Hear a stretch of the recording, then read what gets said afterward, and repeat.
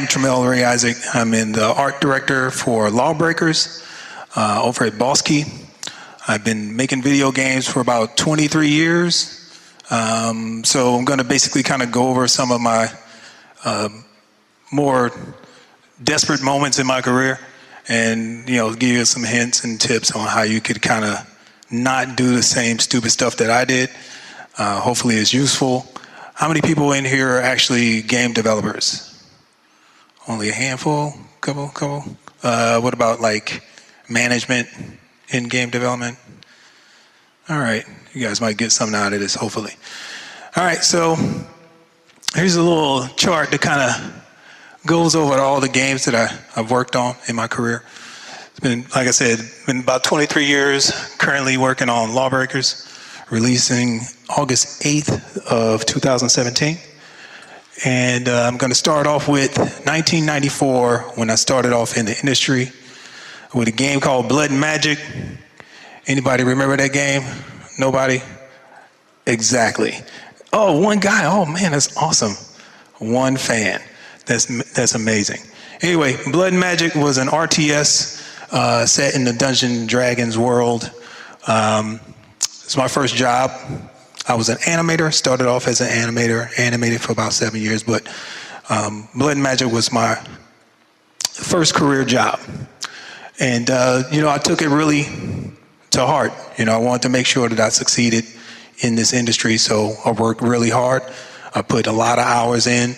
I did everything I possibly could to make sure that I learned as much as I possibly could in the time frame that I had. There were some drawbacks to that, though. You're going to be having some work-life balance issues when you're working to the extremes.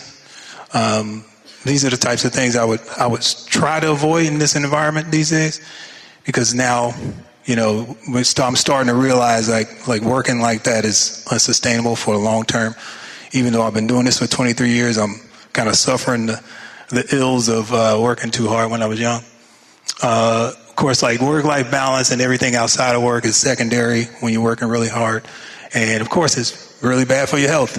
Something I didn't know when I was young and trying to do this thing. Here's some of the benefits, actually. Sadly enough, the benefits kind of outweigh the negatives, which is not the point I'm trying to make, but you can kind of decide what you're doing. You learn a lot of stuff in a short period of time. And, in the game industry, you really want to try to, one up the next person. You're going to have your teammates respect you a little bit more because they're seeing you as a role model and the person to kind of go to because you're the person with all the information. And, you set an example for your other teammates. So that's kind of like one of the benefits of that. So when I was starting off, I had 5 to 10-year goals. And I suggested everybody else doing that when they're starting off in the industry. Set a goal that's unattainable in your mind.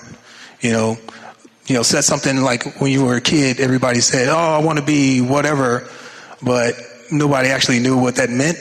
But you're setting those goals anyway. But as you get into your career, you should still be like that. Set goals that you have no idea how you're going to accomplish, but you walk that path and then eventually you'll get there. For me, I actually made my goal was to be an art director in the game industry. Why? I don't know, because that's what I wanted and I had no idea why, but that's what I was going to do. So, in your first industry job, like it's best to kind of make as many connections as you possibly can. Because you never know when you're going to need those. I went to a lot of industry events. I made sure that all my team members knew me. I was at a small company, which was easy to do. This part of my career is really all it kind of culminates about what happens next. And basically, I worked there for 2 years. Blood and Magic shipped, and Tachyon Studios shut down immediately after we shipped. This is important for a couple of things. I was working there the whole time, and then as toward the end, we started missing paychecks, which was kind of crappy. But me being dumb and young, I allowed that to happen and continued to work there. And then eventually we wasn't getting paid at all. So, in today's time, that's kind of like far and few between, but I still hear stories about that happening. I do believe more recently Crytek was kind of doing the same thing. You know, a couple of people that worked there were missing paychecks, but they still worked there. But if any company ever decides to start doing that and you're actually working in that kind of scenario, please get the heck out as soon as you possibly can. So what did I do? You know, I actually don't panic. So that's what you should do. That's not what I did. I completely lost it. I panicked. I had no idea what I was going to do. Only had 2 years of experience. And, you know, the next couple of days were like, the next week or so was kind of like a, you know, like a whirlwind of activity. I had no idea what I was going to do. One thing you should also remember is that the skills that got you into the industry are going to be the skills that continue to make you valuable in the industry. One of the things I didn't really realize that I was like, how did I get here? I need to continue to like foster that as opposed to worrying about how I was going to get a job. And then call upon your contacts, which is the one thing that I actually did from this list. So when you call in upon your contacts, you have to, you know, you basically what you want to do is you want to make sure that you got all of your stuff settled. Your portfolio, your resume, it's all good. One thing that I wanted to remember to tell you guys, to maintain all of this stuff. Saving some money is up there because how much money is available to you helps you decide what to do after that. For me, I didn't have any money, so like the first chance I got to get a job, I took it, no questions asked, which is the next slide, which I'm going to tell you. Also, study the market so you find out what you're worth, which is really important. Knowing what you're worth gives you some kind of bargaining chip when you're actually going to talk to people to get employed. So when I finally figured it out, I ended up at Interplay. And these are the games that I worked on at Interplay. And I know you probably know a couple of those up there, Fallout and Fallout 2. But when I went into Interplay, I went into it at a disadvantage because I was desperate. I didn't have a job. I felt like at this point in time, I was like, all right, well, if I could just get another job, I would, you know, I'll take whatever you got. So, you know, these are some of the games I worked on. I worked on the baseball game, which was probably the dumbest game I ever worked on, and Descent to Undermountain, which was rated by PC Gamer as the worst game in history. Awesome. And then, of course, you got a couple of winners up there, Fallout 2, and Icewind Dale. Like I was saying, when I go into Interplay, I'm going in at a disadvantage because I'm just trying to get a job. And that's a bad thing, bad way to be. Personally, I was just, you know, whatever it gave me, I would take. What you should do, you're going to know your worth, you're going to know what the market's bearing, and you should negotiate your salary. I didn't. I took whatever I got. That's a crappy way to be, but what you need to do is like remember that once you get in there, if you take a low salary, that low salary is going to follow you for a pretty long time in your career, because every job you take is going to be based off your last salary, and if your beginning salary is much lower than everybody else's, you're going to be playing catch up for a very long time. And that's what happened to me. I took a very low salary at the very beginning, and then over the next 5-6 years, I'm trying to catch up to my peers because they had the advantage on me. Of course, these are the things that I didn't do, which you should avoid. You should always negotiate your salary, always ask for moving expenses, and definitely study the area that you're moving to so that when you do take a salary, it's actually a livable salary. And of course, once I got to Interplay, worked on Fallout, created Vault Boy. Yay! Everybody loves Vault Boy, right? Sadly enough, Vault Boy didn't make me any money, and he still's not making me any money. So that's great. But I became an art lead, and I was on my path to being an art director. It was something that I always wanted to do. Sadly enough, I had no idea what that meant. And of course, in this industry, when we're promoting people, we don't really promote people with any kind of education to what that job is. So all of that learning has to be done by you, just like it was done by me. And it continues to be a problem in this industry where we promote people into a position but never actually tell them how to do that job, which is something we actually need to start being better at as game developers. So as an art lead, I thought this was my job, to get the work done on time, get other people to work hard, get them produce it at quality, and to just, kill everybody and make sure that happened. That was the case on Fallout 2. Fallout 1, everybody was on board. We knew that we had a good game on our hands, so we was like, we're going to hurry up and make another one. So no one was focused on what I was doing and how I was doing it. All they cared about was just getting it done. So I went about it, bull in the china shop, anything to do to get it done. And, I kind of ruffled some feathers when I did that. And a couple of things that I realized in hindsight, as I become, an art director for, I think this is my 15th year or somewhere like that. In order to be a good leader, you have to be a good follower. One of the things that I wasn't at all, only thing I was concerned about was my career and how to advance my career. My art director at the time was one of my peers at one point in time, but I had this kind of like competition with him, some kind of superiority complex where I didn't really realize his worth. And it made it difficult for him to do his job, So now I'm an art director and I see that person in a number of people that I work with, and I'm kind of ashamed for what I did to him, but now, you really don't realize it until you get to the point. So, just like I said, respect the hierarchy. You definitely have to do that. The people that you work with are going to be some people that you may run into the rest of your life. You may meet them on another job or may know somebody at a different job. And be humble and be patient, which is really important. Because I wasn't patient at all. I was only focused on my goal, and I didn't really care who was in the way. Like I said, I wasn't really caring about who was in the way. I was just trying to get to my goal. Ultimately, if you're working hard and you're doing exactly what you need to do, you'll get your opportunity. And it was definitely something that I didn't see until I actually kind of like forced a hand on it. And then of course, just recognizing the people that you're working with. At the time, I was working with, people like Chris Avalon and Tim Kaine, Leonard Boyarsky, all these people who become legends in the industry. And, you don't really see that when you're right there in the thick of things.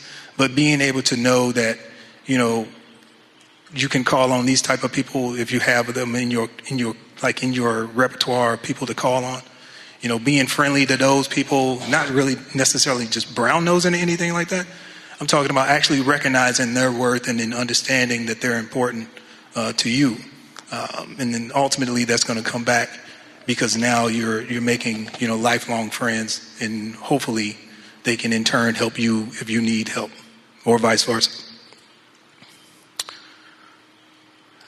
There you go. So here's probably like a turning point in my career, where I was basically trying to figure out what I was going to do next. And,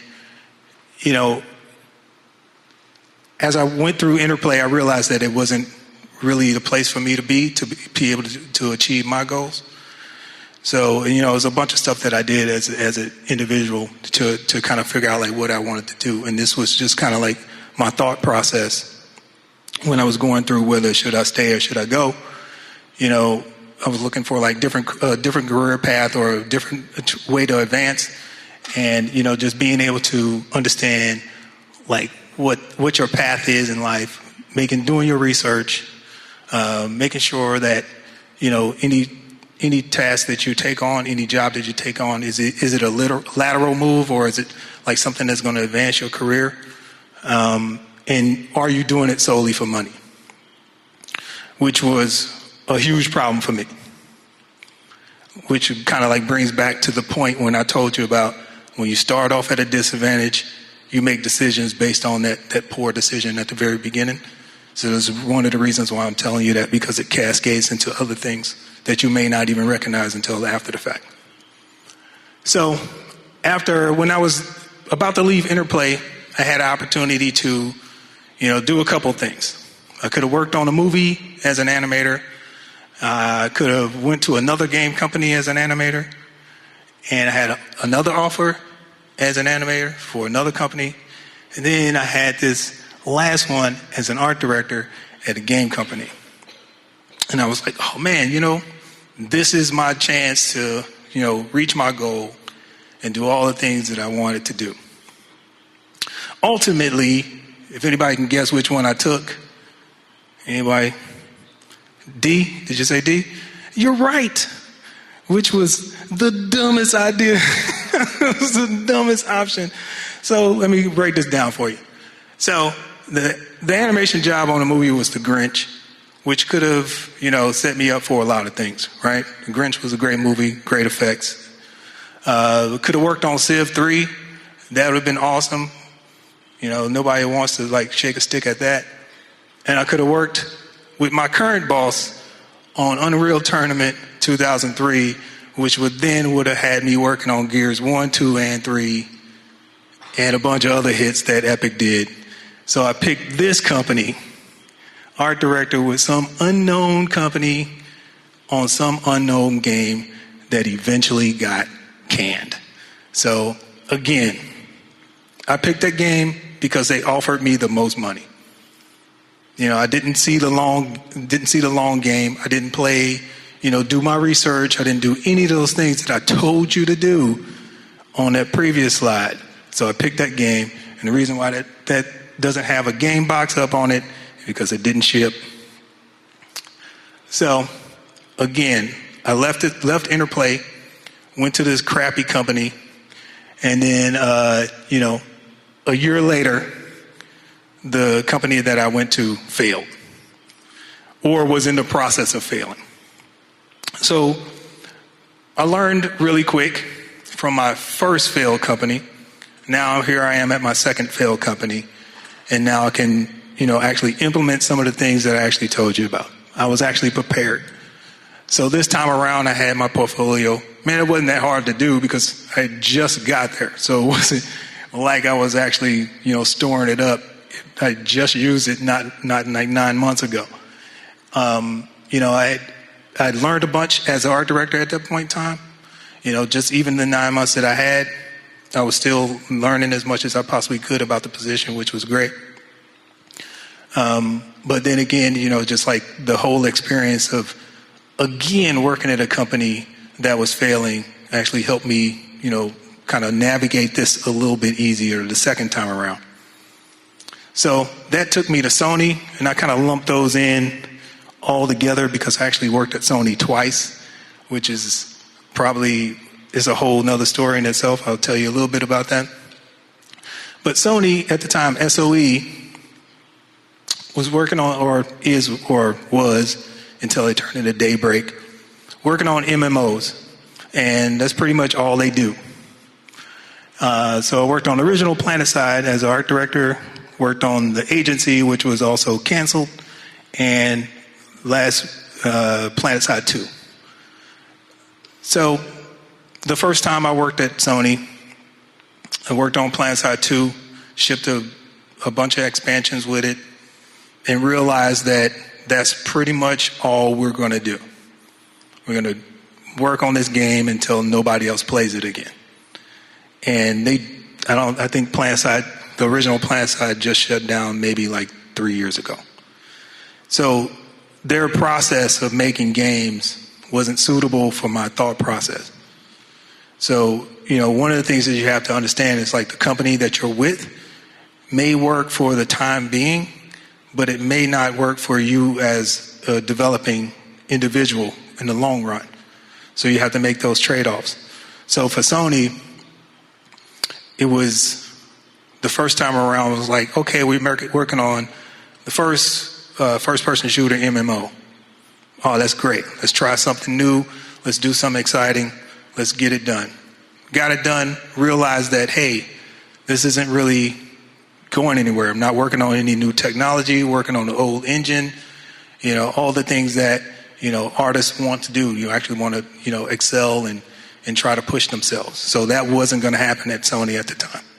So I left, and then I came back thinking that for some reason that it would be different, but it wasn't, because they're still doing the same thing.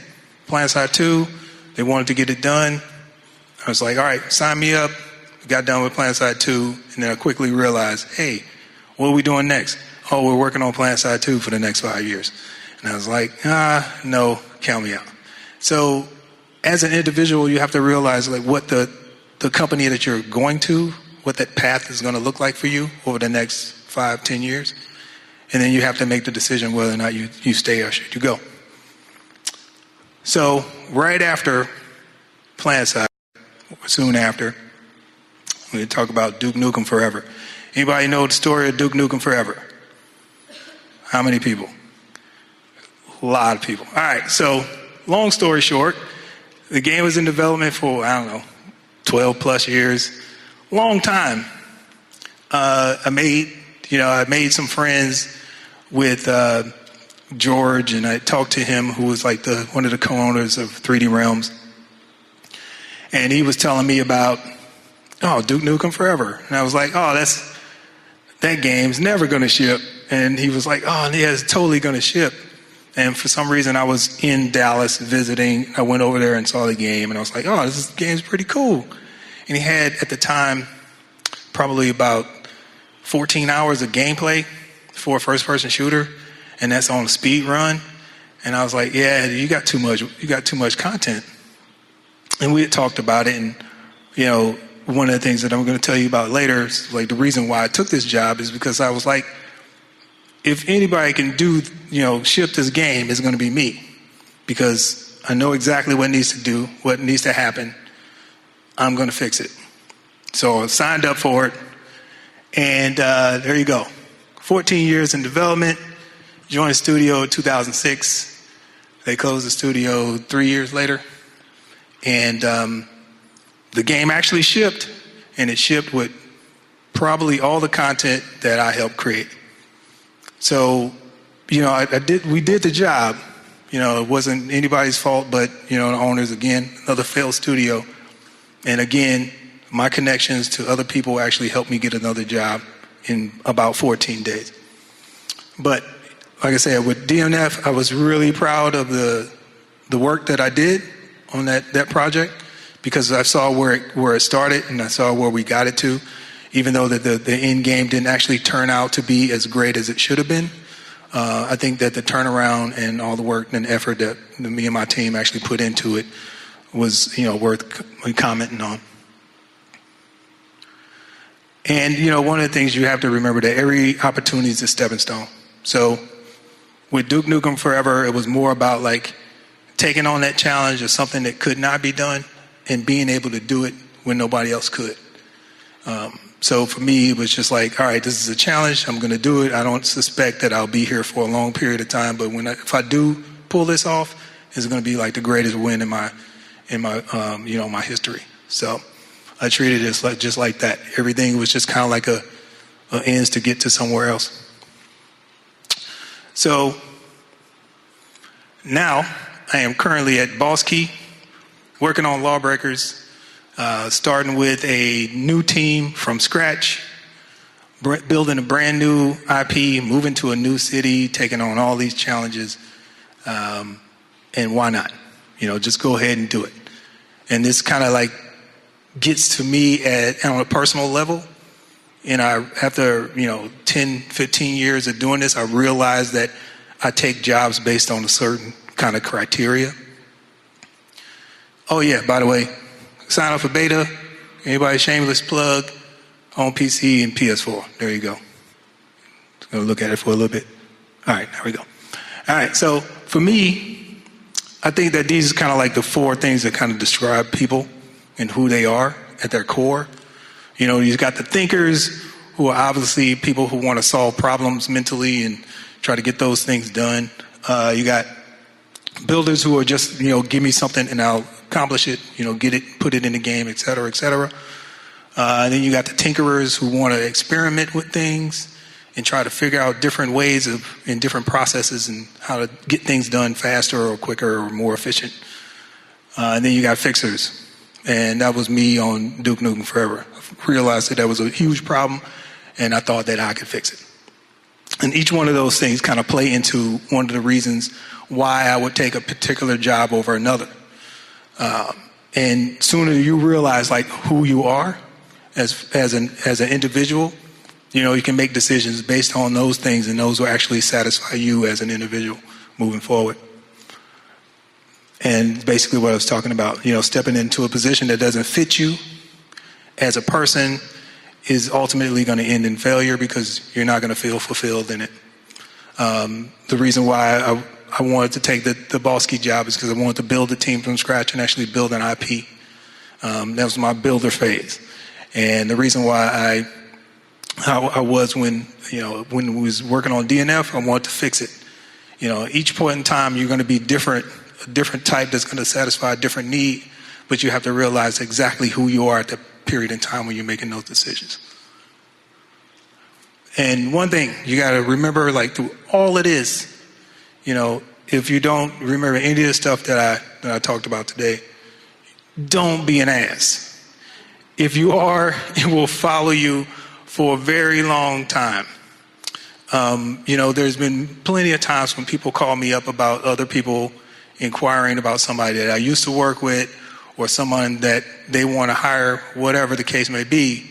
And, those stories end up ending kind of sadly because it's just like, no, you don't want to work with that person. He's difficult to deal with, or, she's always late, or whatever the case may be.